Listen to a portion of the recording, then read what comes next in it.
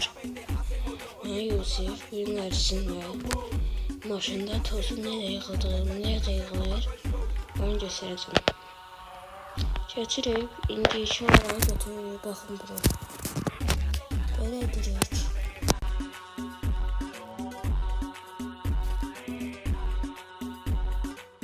Bakın uzattık.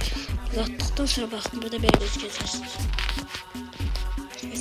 Geçirsiniz bakın burada.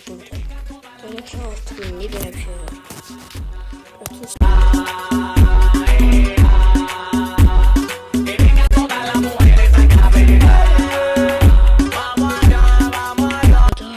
Bakın böyle. Bağdaştırdıktan sonra bakın böyle. Biraz böyle alırıq tozu.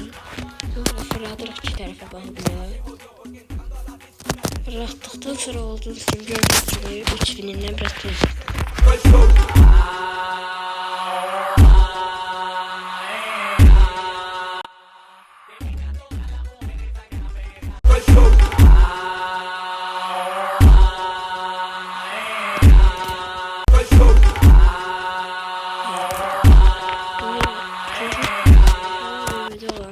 Gelmesi ise kanala abone olup like atmayı unutmayın.